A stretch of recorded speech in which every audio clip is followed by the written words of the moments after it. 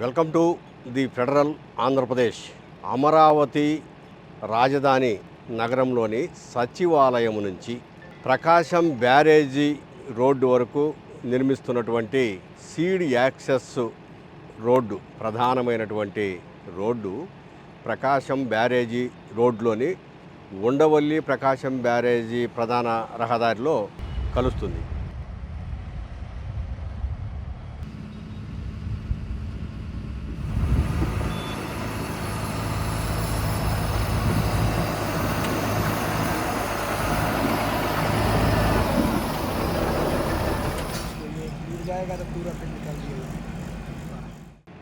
ఈ రహదారి మొత్తం 4 లేన్ల రహదారిగా ఉంటుంది.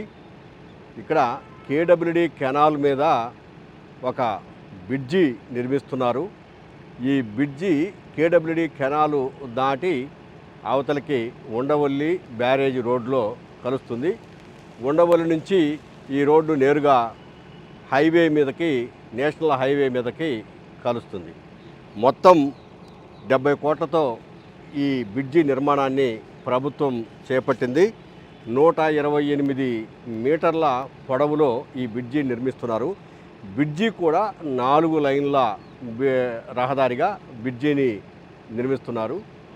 మొత్తం మీద ఈ బ్రిడ్జి నేషనల్ హైవే నుంచి సచివాలయానికి, హైకోర్టుకు, అసెంబ్లీకి పోవడానికి ప్రధానమైనటువంటి రహదారి అయ్యే అవకాశం ఉంది. ప్రస్తుతము అంటే ఈ బ్రిడ్జి నిర్మాణానికి ప్రస్తుతము ఉన్నటువంటి కరకట్ట మీదకు పోయే బ్రిడ్జికి మధ్యలో కేవలము ఒక 200 మీటర్లు మాత్రమే డిస్టెన్స్ ఉంటుంది.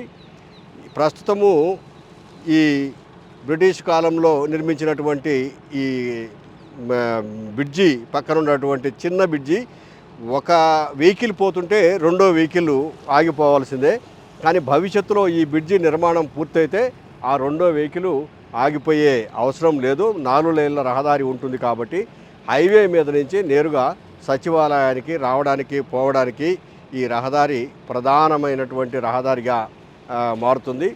ఈ కేడబ్ల్యూడి కెనాల్ అనేది, ఈ కెనాలు కృష్ణా బ్యారేజ్ నుంచి చీరాల ప్రాంతం వరకు కూడా ఈ కెనాల్, అంటే Krishna western delta canal, Krishna western delta కాలువ నీళ్లు చీరాల ఆ ప్రాంతం, అంటే ప్రకాశం జిల్లా, గుంటూరు, బాపట్ల ఈ ప్రాంతాలన్నింటినీ కలుపుతూ పోతుంది.